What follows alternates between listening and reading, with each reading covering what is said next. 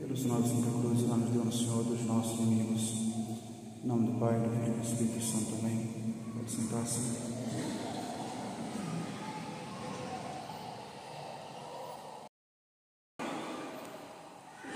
O menino crescia e se fortalecia. Caríssimos irmãos, estamos celebrando a oitava do Santo Natal de Nosso Senhor.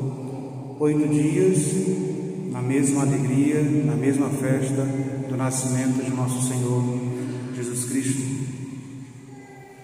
Nós tivemos já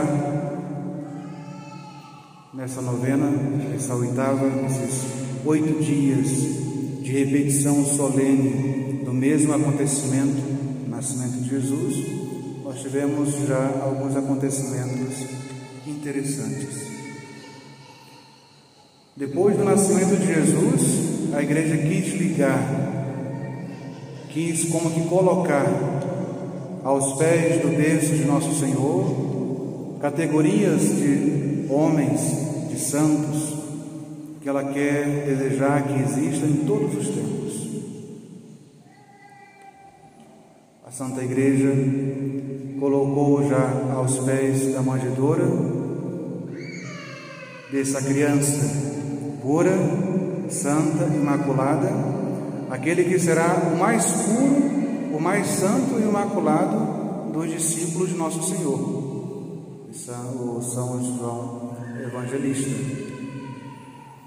São João Evangelista, aquele que depois vai ser o grande teólogo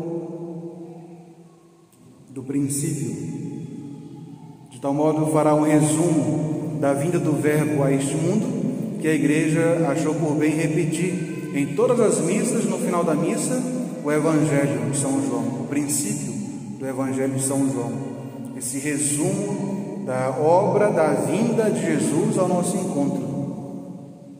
Tal foi a visão que São João teve como olhos de águia sobre o mistério da encarnação de nosso bom Deus e mais ainda do seu rebaixamento até descer ao nosso nível humano, revestir-se da nossa carne, ser em tudo semelhante a nós, exceto, claro, no pecado. Mas a igreja também colocou no dia de ontem os santos inocentes.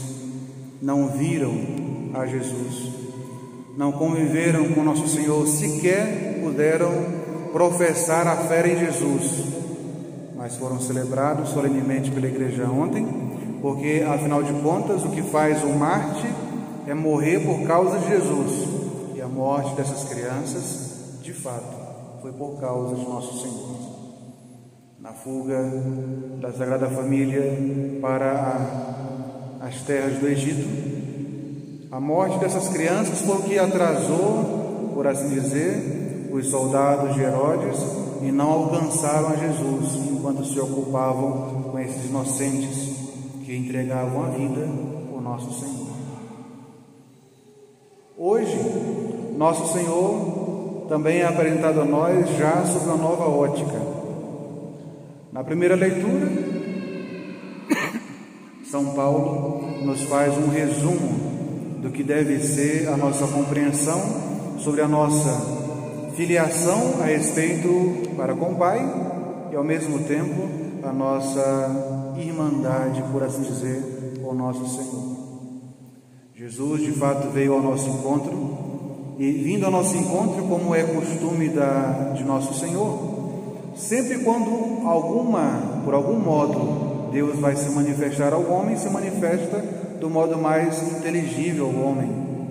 Por exemplo, quando um anjo vai aparecer, anjo não tem forma, não tem corpo. Mas quando um anjo vai se apresentar a um ser humano, ele se apresenta da forma mais inteligível ao homem, ou seja, uma forma humana.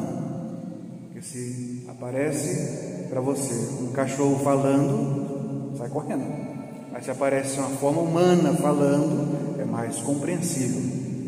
Assim também, quando Nosso Senhor decidiu vir ao nosso encontro, tomou a forma mais inteligível para nós, a forma humana. E não só se revestiu como se fosse uma veste exterior simplesmente. Não, ele tornou-se um de nós, em tudo semelhante a nós. Como bebê, como criança, teve que chorar, teve que descansar, brincou, se cansou, sofreu, como nós rezamos tantas vezes na novena do Natal, frio, sede, fome. Em tudo ele era igual a nós. A única exceção é em relação ao pecado. Mas se o Verbo, Filho de Deus, se faz filho do homem, faz semelhante a nós, quer dizer que ele está elevando também a nossa humanidade, tornando-nos filhos nele. Filhos de quem? Filhos de Deus Pai, de Deus Pai. Por isso nós somos herdeiros da parte de Deus. Aquilo que Jesus vai receber quando nós celebrarmos a Páscoa, no auge do ano litúrgico, ou seja, a recompensa eterna, a ressurreição, o lado direito do lado do Pai, tudo isso também caberá a nós, porque nós somos filhos em Jesus. Em Jesus nós nos tornamos filhos de Deus Pai. E quem viver de acordo com o modo que nosso Senhor veio ensinar neste mundo, quem nesse mundo imitar a vida santíssima de nosso Senhor, tanto quanto possível, um dia poderá também herdar o reino e o trono no céu, reservado para os filhos de Deus. Esse é o resumo da doutrina de São Paulo, que ele vai repetir várias vezes em várias de suas cartas. Mas também Jesus veio ao nosso encontro, porque tendo criado o homem, percebeu que o homem não estava conseguindo, digamos assim, seguir o projeto do Criador. No primeiro plano, quando Deus criou o homem, a coisa desandou tanto que foi preciso ele mandar o dilúvio para varrer a face da terra e toda a humanidade, com exceção de uma família. E ali aconteceu a nova recriação, agora de um modo natural. Mas séculos depois, estando novamente a humanidade decaída, afastada de Deus, até o próprio povo de Deus afastado de Deus, tantas vezes prevaricando com deuses estranhos, com pagãos, foi necessário que o próprio Deus se vestisse da nossa humanidade, tornasse-se homem, para que ensinasse ao homem ser homem, conforme o projeto divino. Portanto, não é outra coisa que nosso Senhor veio fazer ao mundo, senão nos ensinar a ser homens e mulheres de Deus, a ser o ser humano pensado por Deus, a ser aquilo que Deus um dia pensou para cada um de nós. E isso, é claro, implica na luta constante, diária, contra o pecado, contra os vícios, contra as manias, as loucuras, contra as nossas fragilidades próprias, que cada um de nós carrega. Alguns mais para o lado da impureza, outros mais para o lado da gula, ou da fofoca, ou da preguiça, mas cada um de nós carrega uma cruz pesada. E Jesus veio nos ensinar a carregar a cruz todo santo dia. Nosso Senhor também será apresentado ainda nessa oitava de Natal, no seu objetivo final. Para que Jesus veio a esse mundo? Para morrer por nós, para pagar um alto preço que nós não tínhamos possibilidade de pagar. O pecado dos nossos primeiros pais, embora eles fossem pessoas humanas, finitas, o seu pecado teve um alcance infinito, porque foi contra a majestade de um Deus infinito. E por mais que depois eles fizessem reparações, penitências, pedissem perdão, era insuficiente para a majestade de Deus ultrajada. Era necessário que as ações feitas para pedir o perdão tivessem um valor infinito, e o homem não é capaz de fazer uma ação infinita, porque nós somos finitos. O Verbo não poderia, a segunda pessoa da Santíssima Trindade, não poderia simplesmente pedir perdão a Deus, porque Ele é Deus. O perdão deveria vir da raça humana, do gênero humano. Por isso se encarnou, para que em nossa carne salvasse toda a carne, para que como homem fizesse obras, e como Deus essas obras tivessem um valor infinito. Por isso Santo Afonso, por exemplo, vai dizer: no dia que Jesus nasceu, o seu primeiro choro era o suficiente para aplacar a ira divina, para reparar os ultrajes feitos pelo homem contra a majestade infinita de Deus. Daqui um dia nós celebraremos a circuncisão. Aquele primeiro sangue que Jesus vai derramar é o suficiente para salvar esse e tantos outros mundos que existissem.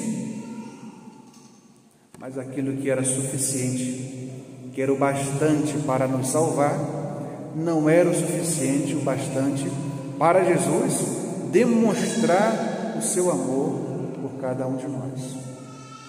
Por isso, como uma pessoa extremamente apaixonada pelo homem, a sua criatura, fez não o suficiente, não o bastante, mas levou até o extremo as suas ações.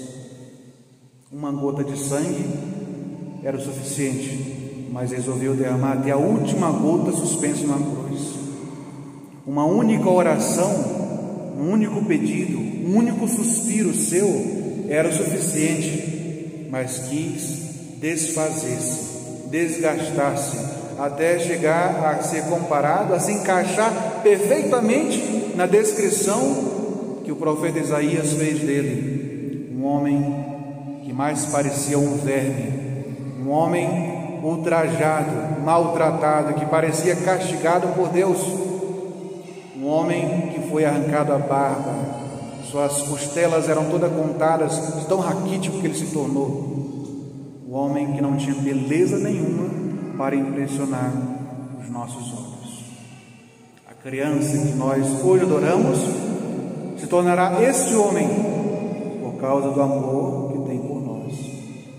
Levou ao extremo aquilo que ele poderia fazer no mínimo, porque a menor das suas obras possui um valor infinito, muito maior do que o valor de todos os anjos e santos juntos. Por isso, caríssimos irmãos, devemos com São Paulo hoje render graças a Deus Pai, que nos faz irmãos desse Senhor que vem ao nosso encontro, apaixonado por cada um de nós, vem nos ensinar a sermos conforme o plano divino e, sobretudo, está disposto a dar a própria vida, não só a morrer, mas morrer como a pior das pessoas, suspenso entre dois ladrões para indicar que ele vai ser o pior deles. A criança que hoje nós adoramos, a criança que Nossa Senhora embala, a criança que Nossa Senhora dá de mamar, a criança que Nossa Senhora faz tanto carinho e cuida com tanto amor, será a criança que um dia nos salvará. E essa criança em Deus nos faz seus irmãos. De Deus nos faz filhos, e em Deus nos faz eleitos, herdeiros e co-herdeiros, como nos ensina São Paulo.